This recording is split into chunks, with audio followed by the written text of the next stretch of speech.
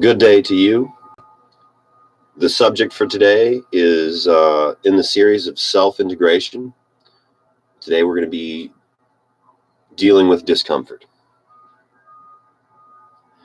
Discomfort comes in many ways. There's lots of shapes and forms. The form of discomfort that I'm going to be referring to and we're going to be talking about today is classified as a pain. Three main classifications of this pain are healing and injury and lingering pain. Healing pain is after you've received an injury and you are healing. Lingering pain is quite a few different things. That's a really broad category, actually. But in essence, pain that stays behind, lingering pain. And then, of course, there's injury pain. I think that it's very valuable to deal with this subject and in relation to integration of self. Why it relates is because pain is a very valuable aspect of the self. If not acknowledged, pain can manifest in a lot of different ways. And pain is not your enemy. Pain is a friend. It tells you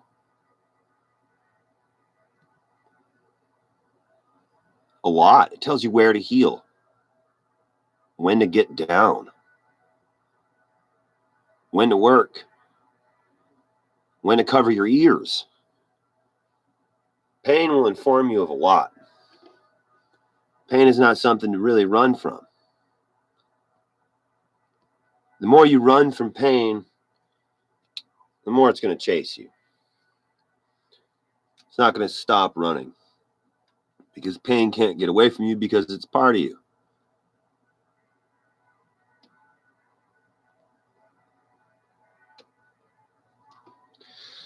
So, in dealing with discomfort, it's not getting away from it. It's going through it. It's alleviating or solving the issue that's causing discomfort.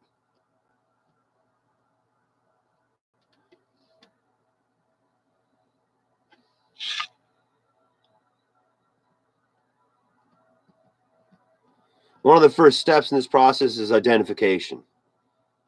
You have to know, am I getting injured? Is this a sensation that I've misplaced as actual pain when indeed it's not pain? It's a pressure sense or a temperature sense. There's those possibilities do exist. But you want to identify your pain. And the best is to identify it promptly. Right away. As soon as you're feeling a pain, you want to ask yourself, what is this? Where is it coming from? Why am I feeling this? And of course, always be honest with yourself. Sometimes these questions of asking this pain, where it come from, can reveal answers that we might not wish to be revealed to ourselves.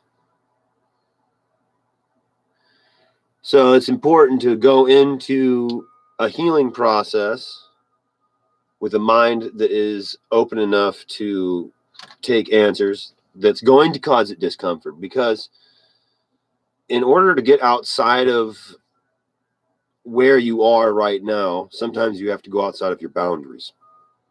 Excuse me. Sometimes by going outside of your boundaries, you can fit right into the definition of comfort zone. You're going outside your comfort zone. If you go outside your comfort zone, you're going to experience discomfort. That's like the definition of comfort zone. So you have to always keep that in mind when you undergo any sort of process. You want to ascertain, am I going to be in my comfort zone or am I going to be outside of my comfort zone?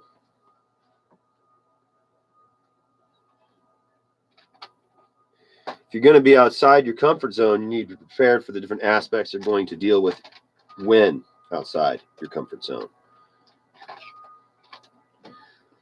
A lot of times, if we're not confronting things when on this journey outside of our comfort zone, we could easily classify it as pain.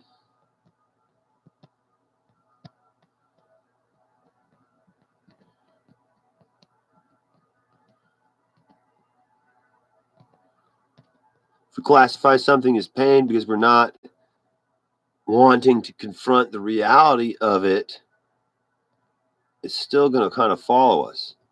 In order to get away from that, you have to completely change your reality. You have to go completely outside of the physical reality that you're in if you've gotten in that far.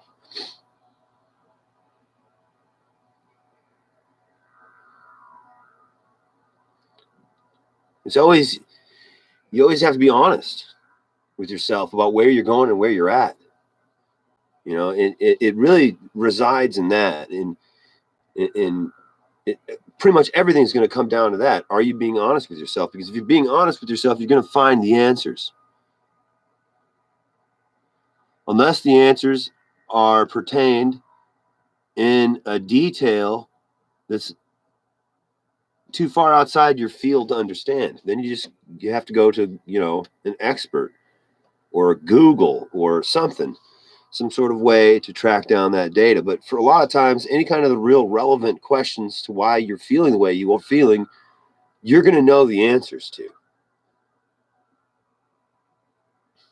I don't have a statistic for you, but a very large amount of the problems that are encountered, the brain already knows the answer to. The brain and the subconscious being. Mind you, the subconscious being is not contained solely in the body. Subconscious being goes outside of just what people would think of as their body. That's why value of the integration of self. That's why there's so much value in it, because you have access to a wider database. If the brain is a database and you only have access to that location, only that one database, then your data is limited to just that singular database. But if you can get access to the rest of this information out there, well, then you have access to that information. We all know what the value of information is. Pain sometimes pain is manifesting so that you can find that information. Sometimes that's the reason why you've caused yourself to get hurt, is so that you learn things. Don't get me wrong, accidents do happen. We've all hit our head on something that we didn't know was there. But again, if we're honest with ourselves, what we're going to see is that we pretty much cause this.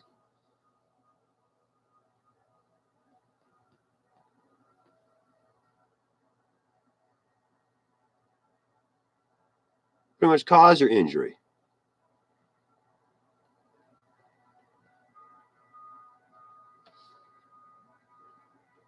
And because of such, it's like a puzzle that, it's like a maze that you got yourself into.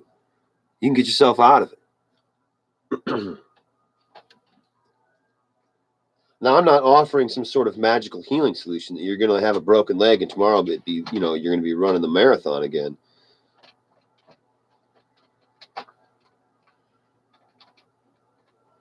But you can definitely make yourself get hurt less.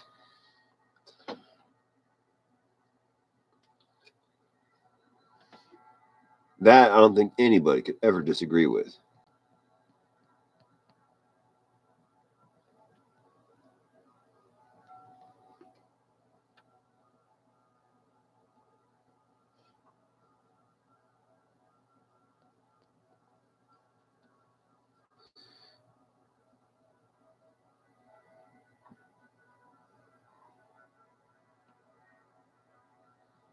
And it's really easy just to label any sort of discomfort as pain.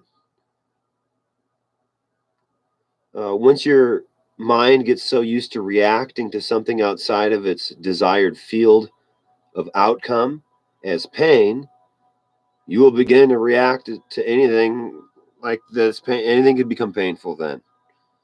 Not getting so much butter on your toast becomes painful. Is it a real pain? Is it healing pain? Is it injury pain? No, it's contrived mental pain. You got yourself into that one. You can heal yourself out of it. A lot of times, those types of healings aren't very comfortable. I highly suggest not getting yourself into a situation like that. No one truly desires to be a spoiled person. You don't want to be spoiled. You want to love yourself. You want to design yourself so that you're somebody you look up to. If you're a bad guy and you want to see yourself as a bad guy and that's what you're going to love, then play the bad guy role in the story and love that. I highly doubt it's going to be enjoyable being the bad guy. I personally enjoy being loved a lot more than I enjoy being feared, and I enjoy loving more than I enjoy causing fear. You have to look at your comforts. What am I comfortable doing? What do I do? Am I comfortable causing pain? There's this honesty that comes over you, and you have to know your truth.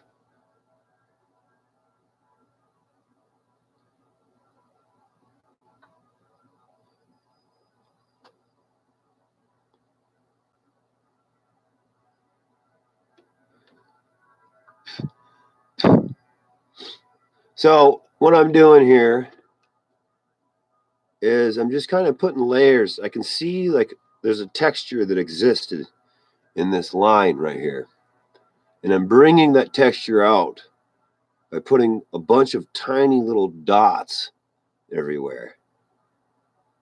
Just a bunch of little dots and lines. There's little like texture lines. And I'm going at the low spots on those lines, and I'm just putting little dots there. It kind of looks like a line until you look real close, and then you see it's a bunch of little dots all over the place in configuration. There are dots and configurations. So you get out to a specific angle and it looks like a line, and then you get to another little point and it looks just kind of like a smudge. So we'll see how this develops. That's one of the things that I really enjoy about this form of art is that it kind of grows. I don't even know exactly what it's going to look like quite yet. I kind of like, okay, see this general image, and then I start filling it in. And it usually kind of grows as you go along. And it's like a battle of patience. I'm kind of fighting this like part of me that wants to just smear the whole thing red and be done with it. And a part of me that wants to dunk it in black and be done with it. And a part of me that wants to be done with it, not do anything. And it's and all these other aspects. It's this balance. It's a fun yoga, fun way of unifying and defining myself is this artwork, which is a good way to go about life. Essentially, go about life is it's an exercise of self-definition and growth, and do it with discipline. One will be in discomfort less if they live life like this. You're going to experience discomfort less just on a general level. When you encounter somebody that's trying to thwart your comfort or change how you feel, it's not going to be as effective.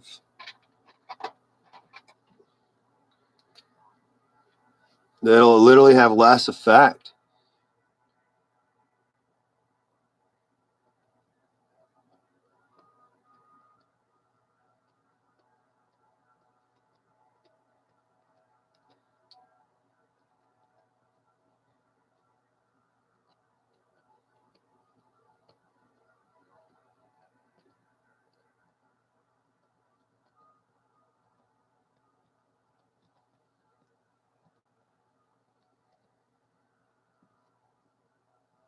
So I'm putting a bunch of little dots along this like spine looking thing. Kind of looks like a vertebrae.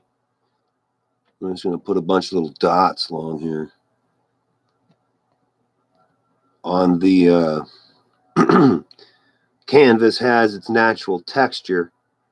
So I'm going along and bringing out the pattern of the texture behind this little portion right here. And I'm using a really good marker. These are high quality marker. I've been happy with them. They do not support me in any way, but they work well. If they wish to sponsor me, you're gonna have to contact me. But this company does not sponsor me. But they make good quality markers. Very detailed work with them. Very consistent colored as well. I've been happy with the outcome from using these. And they're comfortable in your hand. Stapler Triplus Fine Liner. Very, very comfortable to have in your hand. I think that's one of the things that it's really good to go about life with comfort in mind. It's very difficult to react to somebody in a correct way if you're in discomfort. I feel that there's a lot of discomfort people are in by poor posture. This is one of the pains that a lingering pain. So some people experience lingering pains. Their pain is not a healing pain. The pain is not an injury pain. They don't know why their back always hurts, why their neck always hurts, why their knees always hurt. I feel that there is a certain amount of effort that must go into maintenance of the skeletal structure of the human being. You need to maintain your posture, and this maintenance starts at the feet, how you stand on the ground. If you stand on the ground incorrectly, then your bones are not going to be able to line up correctly throughout the entirety of your being. So your neck hurting just might be because you're standing on your feet wrong. And there's even further ties to this. So your neck is pinched. You have a lingering pain in your neck. It's pinched, right? You're pinching a nerve in your neck, and it's sending false pain signals to your face and to your teeth and to your throat and to all these different areas. So your body gets inflamed, right? Your body says, oh no, I'm being attacked in this area. So it sends more blood and it inflames the area in an attempt to heal, a rapid attempt to heal. There might not even be anything wrong with this portion of your body, but it's inflamed. And through that inflammation, it actually disallows the correct amount of blood flow. It sends a lot of blood at first, but if it maintains that inflammation, it doesn't relax, then it doesn't let the blood flow and let all the bad stuff go away. Everything just gets stuck up and stuffed in that one spot because it's being held tight. So it's good that your body inflames. You don't want your body to not inflame. You want your body to sense that it's being attacked and respond with its defense mechanisms. But if you do not maintain your body correctly, your body will receive false attack signals. You'll be in constant discomfort. You'll go to the chiro and you'll crack your back and crack your back this way and crack your back that way, and then you leave the chiro and you get in your car and you sit kind of on your back. You don't really sit all the way up on your actual seat bone on your pelvis. Like, if you look at the design of the pelvis and the spine and you're like, oh, this is probably the best way for this thing to be when it sits down, you want to sit like that. You don't want to sit with your almost on your vertebrae. If you look how a lot of people sit, they sit almost on their vertebrae. They're not sitting way back on their butts. And in fact, when you do this, especially in some regions, not all regions of the world, this is true. But in some regions, I have had a lot of odd reactions to my posture because I have an extremely aligned posture. I try to keep myself in line, my pelvis in the correct curvature, and my knees and feet in the correct way, so that my bones are spaced evenly enough to where my nerves aren't being crimped and pinched. Because of that, I end up sitting like if you look at like a Buddha or something, like one of those Buddha statues, and then you look at me, that's how I sit. And that's the only way I can sit and be comfortable. If I don't sit that way, I'm extreme discomfort because my vertebrae are pinching nerves in my body. And I'm no different. I'm not broken in any way. I've just become very sensitive to it through various training techniques. So because of that sensitivity, in order for me to feel comfort while I'm sitting or standing, I have to be very focused on my posture. There's a certain amount of focus that goes into my posture and into my breathing on a consistent amount. At first, it's laborious. Eventually, you condition yourself to the amount of effort, and it becomes the natural way of life. This is how you sit. This is how you walk. This is how you stand. When you wake up in the morning, you stretch and you touch your toes and you stretch backwards and try to see the ground, and you try to get full movements in your whole body, because that's how you stay comfortable.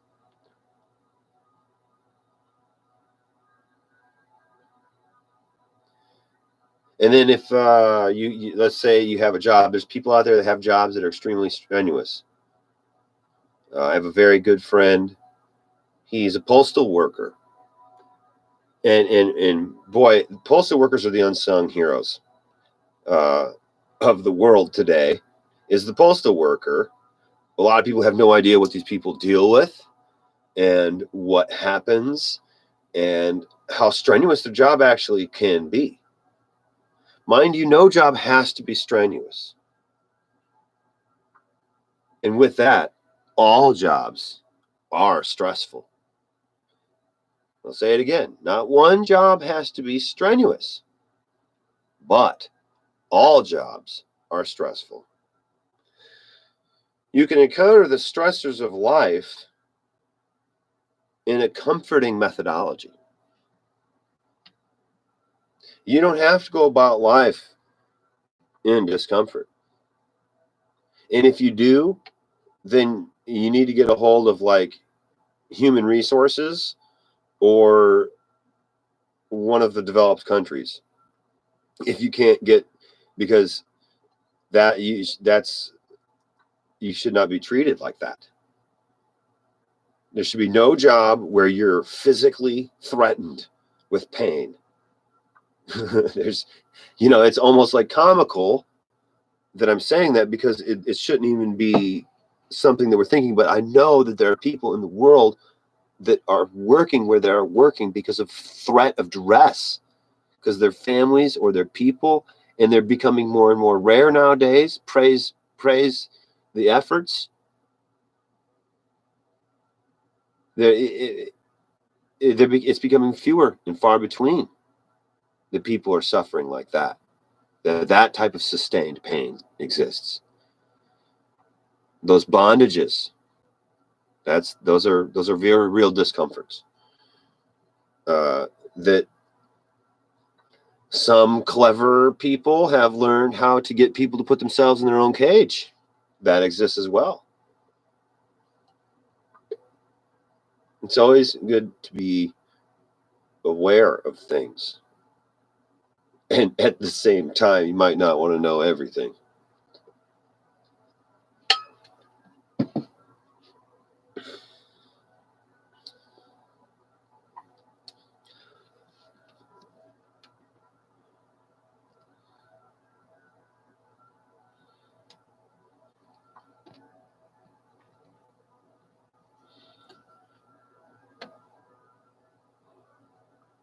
Healing pain, one. What I've found is that some of the most difficult pain is actually the healing pain. The injury pain it's just like a bump, a rip. It doesn't last very long. But the healing pain, it can drag on for so long, depending on so many different variables.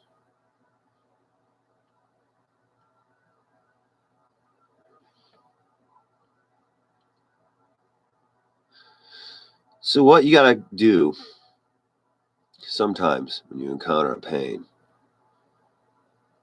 you have to like buckle down with it, You'd be like, okay, this thing ain't gonna, this little itch or this little scratch or this little cut or these little, whatever this issue is, isn't going away. It's getting worse and worse. How do I resolve this? What is wrong? How did I get here?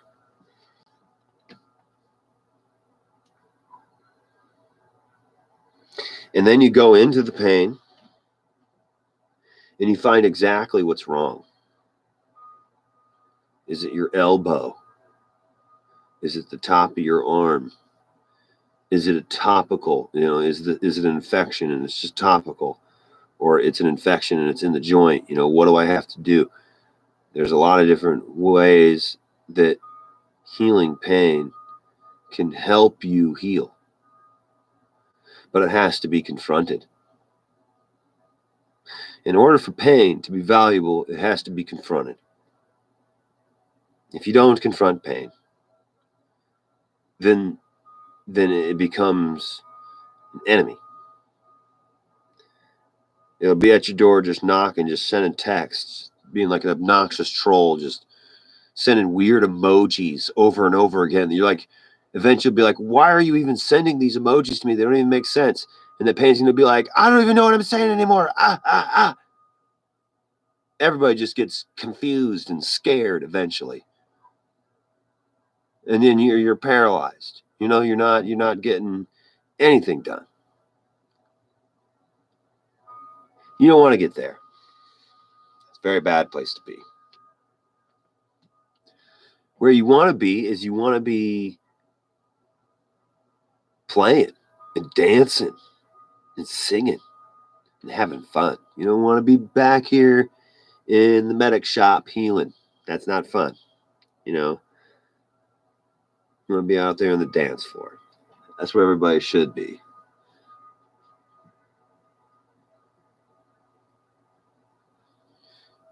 And there's a real danger to pain, in that you can almost get addicted to it, to where you're hurt, and then people pay attention to you, and then you get addicted to the attention that you're getting. Well, and then you go through the mill on that one. You start off not hurting yourself, just saying you're hurt, and then eventually no one's falling for it because it's obvious you're not hurt. You're trying to say your leg's broke it, but you're standing on it, so it's obvious you're not hurt. Eventually everybody can tell. And so then you move to the next possible thing, unless you can give up and confront the truth of yourself. then you move on to actually hurting yourself. And a lot of times people make this step without even really knowing. They'll make the step and then they'll just forget about it. There's this other pain that people, it's part of the lingering pain category, where it's an emotional pain where everybody kind of suffers from it all the time. We always want this emotional attention. Like right now, I want like a million people watching the stream and just like, throwing a parade and fireworks and dancing and woo la la la la la. I want a cruise ship, right? Who doesn't want everything? We all want everything, especially attention. But you got to be careful, because that can get you this worst sickness. It's so difficult to cure that sickness. It's so difficult to see it, because it's not a broken arm. It's not a broken leg. It's a pain that doesn't manifest directly. It's a pain that doesn't be like, oh, okay, you need to put a Band-Aid here, or you need penicillin. You have a topical infection. You need no. It's not that type of pain. It's the type of pain where you're suffering from the inside. And the only way that you're going to stop suffering from the inside is to confront it. And like it's the name of the disease is the don't confront me disease. And the only way to cure the don't confront me disease is to confront it. So that's a hard one to generate from yourself. But if you have the don't confront me disease, and there's no one around or nothing around to help you, there's no savior to help you, if you have to generate that from yourself, that cure from yourself, it's so challenging to do. It's very humbling. It's actually a very good, maybe that's everybody should go through that, because on the other side of that, when you cure yourself from the don't confront me disease, you're extremely humble.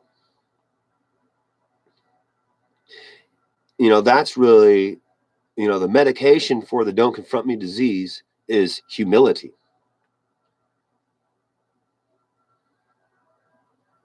That's like the maybe the scar. Oh yeah, because that's what you're left with.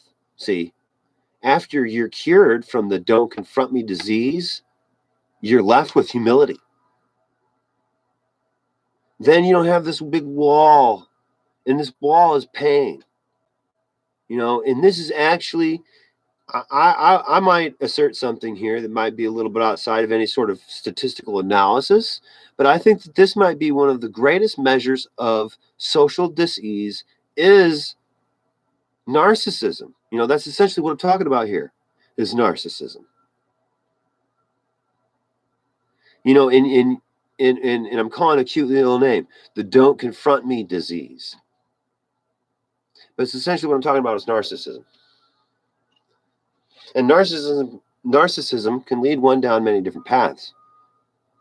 I believe you can become a sociopath from being a narcissist.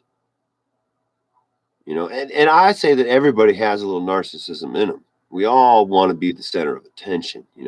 It's just what are you going to do to who to get the attention? That's really how we can diagnose, is this person sick or is this person sane? Is their functionality in a social setting? How well are they gracious to one another? How much do they give each other of this attention? Because we all hurt for it. That's one thing that you don't come with. You don't come with any attention. You don't come with battery. It's batteries not included. You got to find your own food. Batteries and attention not included. You don't come with attention. Your mother and your father, God willing, grace us with attention. There's some people out there that plight that their fathers and mothers don't exist in their life, and that is a story. My heart goes out to those people. It's just wow. A lot of times they grow up extremely strong. Some of the strongest people I've met have been orphans. Unbelievable willpowers. The adversity that they've overcome. I can't say that I even have much of the strength of those people at all. I grew up with an extremely comfortable background. My parents were extremely well to do. I didn't have the plights and the stressors that a lot of people did. I had to cause those myself in order for me to see the reality of it.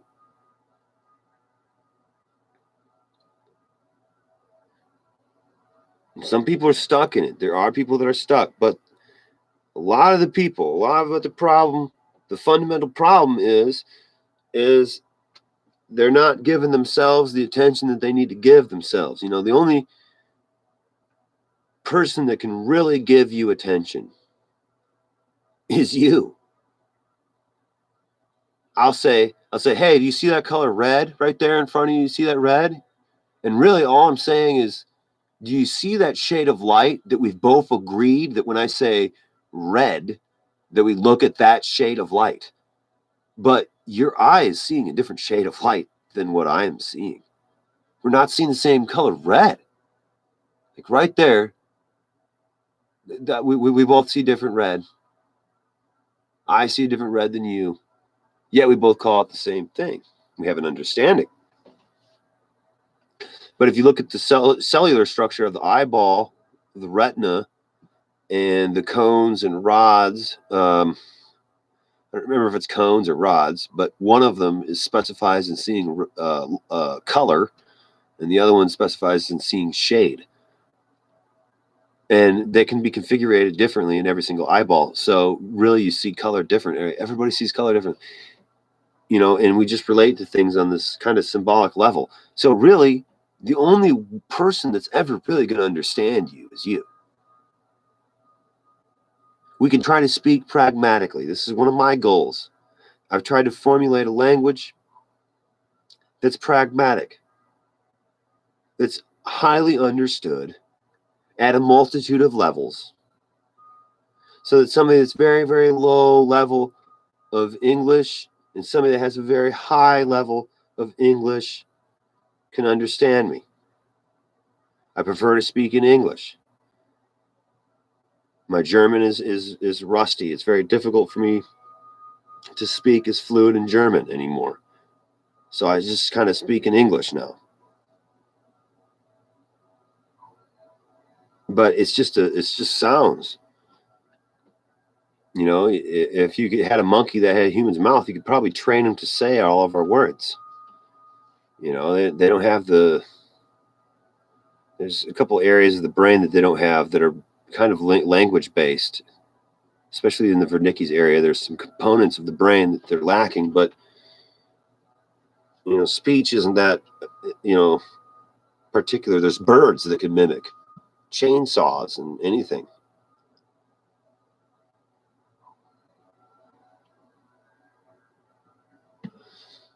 So what that all is about is you really have to be giving yourself the attention that you feel you need. And this, by doing this, it will give you the comfort in life and a general structure to be healing from. You have to give you the attention you need. You have to stand up straight. You have to breathe correctly. You have to eat and drink enough water. You have to go to the bathroom correctly and walk correctly and do all these things correctly. That's what the ego should be focusing on. It gets distracted with what Mary Sue is going to do. And that's fine. You let your ego get distracted with Mary do. And then as soon as it's done with that, you get it right back to make sure it's standing up straight. And then it's breathing correctly. That's what you need to be doing. If you're going to judge somebody, if you're going to look over and, oh, look at this dumb person, what they're doing. Look how they're driving. You better make sure you're standing up straight first. You better make sure you're sitting up correctly first. Before you judge anybody else, you want to really make sure you come from a good platform. And here's the thing that I've noticed is that a lot of times those bad, aggressive feelings, bad feelings, they kind of go away. They kind of get clear. You might see somebody and they're really agitating you, and then you're like, okay, I need to make sure I breathe and go through little steps. Make sure my back is this way. Okay, I'm correct. And then you look at what they're doing again, and it just doesn't bother you as much. It's just kind of like, oh, well, that's just that person doing that. It kind of doesn't bother you anymore. Your comfort level is satiated to a point where that minor discomfort outside your body of something you don't agree with doesn't matter as much anymore.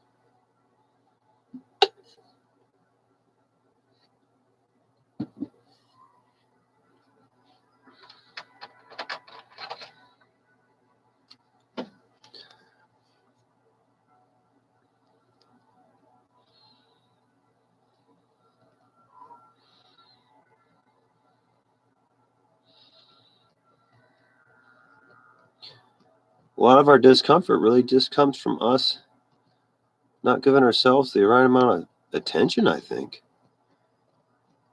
If we do that, then all of a sudden it's like we're not as uncomfortable anymore.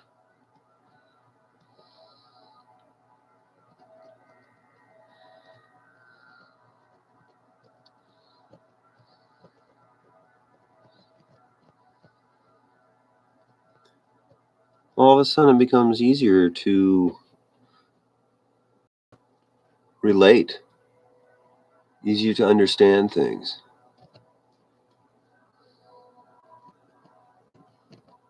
And you kind of see like, okay, well, maybe they're reacting like that because they're not standing up straight all the way and they're uncomfortable. So that's why they're so frustrated acting. It's not like I have to be mad because they're upset. I can just let them be upset, and I don't have to be upset because I'm comfortable over here.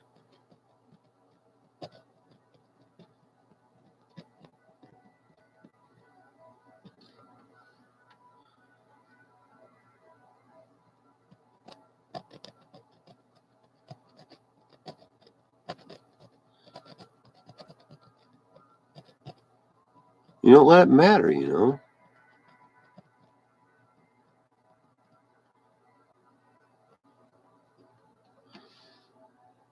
You focus more on what you're actually doing instead of caring about what somebody else is doing. If it's an imperative thing, if it's really imperative that you need to do it, there's not going to be a question about it. Like if we need to go to war as a nation, there's no question about who we need to attack. I didn't live in America when the towers went down. I didn't live in America in 2001. I was in a different country. So I didn't experience it. I didn't see what it felt like. And I'm not sure that we needed to go to war then. A lot of people might disagree with that. I don't know. It's really difficult for me to agree with going to war if they're not directly attacking you, but that goes with the body as well. The body, if it's an imperative, you're going to have a drive to do it. If you're in discomfort, if you're in physical discomfort, there's something wrong. You got to figure it out. And there's this, there's an attribute of the brain that facilitates this whole process of getting confused of what you're hurting from. We have conditioning. You get used to something that's hurting real bad and you just kind of like forget about it. You're just like, oh, that's how it's just going to be right there from now on. It's always going to hurt. So then you just accept it and let it be there. A lot of times it might not need to just be a pain that's accepted. It might be something that you can do something about. But if you get so used to just accepting pain and conditionally making conditions for pain to accept them and normalize it, well, You can get so used to doing that you like start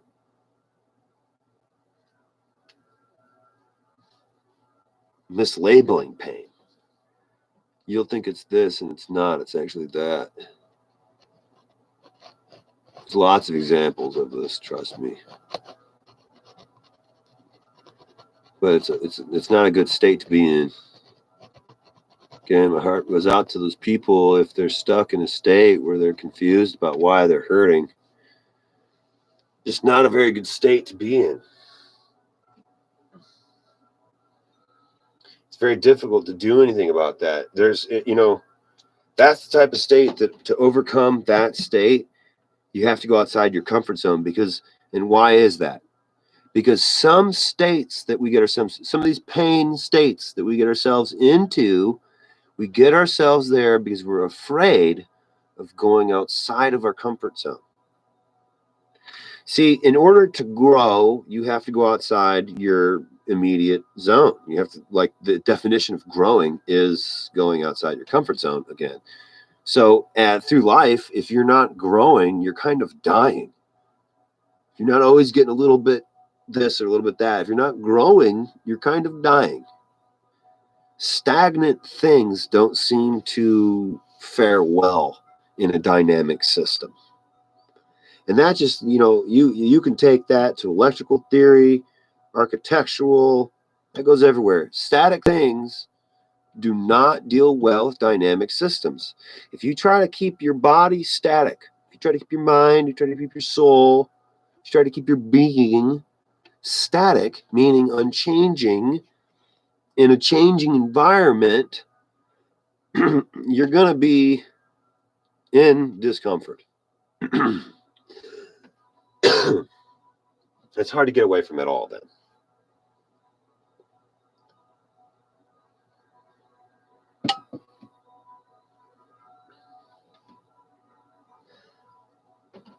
And this is a very difficult pain to deal with.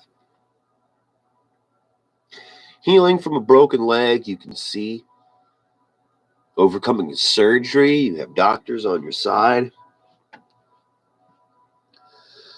But this emotional pain that somebody can get themselves into, you can end up destitute and all alone and completely maladaptive to society, which would be like the definition of hell. This type of pain, this narcissism, this don't confront me disease,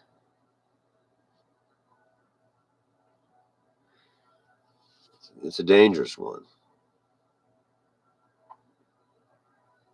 It's something that we should be very mindful of our children so that they don't have to start out fundamentally ill. And then it's something that takes constant maintenance to make sure that you're not getting ill.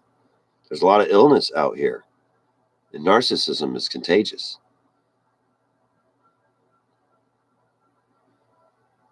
If you associate with a bunch of narcissists, at first they're going to put you through it. Like, they're going to try to attack you. They're going to think you're weak. So they'll attack you, try to feed off you. Once they see they can't feed off you, they're going to try to drive you away. A lot of these trolls on chat rooms and internet and whatnot, they're just people that are trying to control the area, and then they use different tactics to control the area. They want everybody feeding. They want to feed off of everybody. And whatever it is, some of them want to wound up in chasing them sexually. Some of them want them wound up in fighting them over flat earth or whatever it is. There's these various techniques that a narcissist can use to keep you paying attention to them. But you always got to ask yourself this: is this comfortable? I hope you're comfortable right now. If you're not comfortable, turn this off. If you have not enjoyed this, turn this off. If you're discomfort, turn this off and fix whatever problem it is. If it's the problem of listening to me, then don't listen to me anymore. Because the main thing you should be doing is making sure you're comfortable in life. If you're comfortable in life, then you're going to want to exist harmoniously.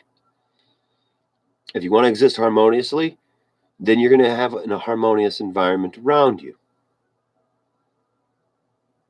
So you're going to perpetuate harmony just by chasing your own comfort. And if you're doing it truly and purely, you're going to perpetuate harmony. Unless you're comfortable in distress. And mind you, these people exist. They're bored. This is one thing about when you're on the journey searching for eternal bliss. While on the journey searching for eternal bliss,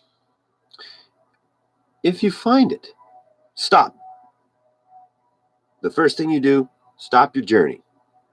Unpack your bags, throw away the car keys, and stop. You know why? Because you found heaven. Why are you going to keep searching if you found it? It's difficult. It seems he's like, oh yeah, when I find heaven, how could I want to leave? Man, it's you. Home is where you lay your head, and if you're bored at home now, then what tells you where do you think you ain't going to get bored somewhere else? If you are not making heaven where your head lies, then you're searching and searching and searching for something you're never going to find, because heaven is in your head. You can't find your head because you're searching from your head. You're searching from it. You can't ever see it. You can look in the mirror and you can see a reflection of your face, but you can't ever see the color of your head. You can't ever see that. And so if you're looking for heaven, if you're searching for heaven, it's not anywhere other than in your head. How are you searching for something you are?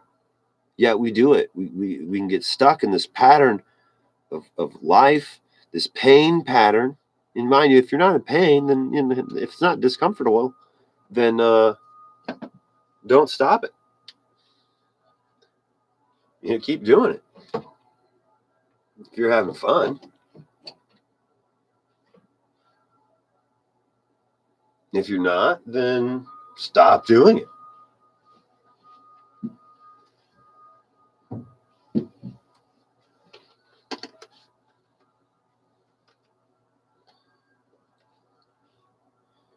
I'm looking at it with the light right now. I want to see how it came out exactly.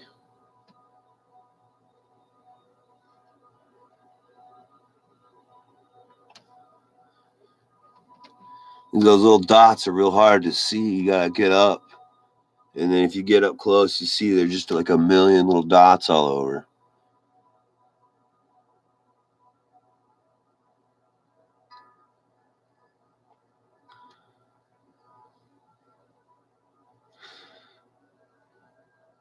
Blessings to all.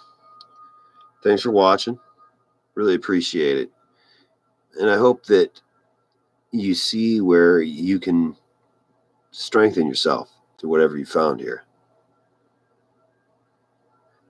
If we're all focusing on our own comfort, we will wish to make more harmony. This is where we can see that being selfish kind of isn't a bad thing. Unless you're maniacal.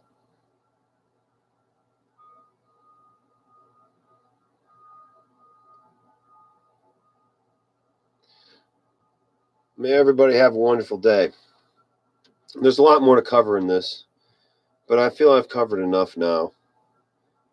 If anybody has questions, please ask me questions, leave comments. I'll address them and do future videos on that title. This was another installment of self-integration. Hopefully a valuable component. Categorizing pain, dealing with discomfort,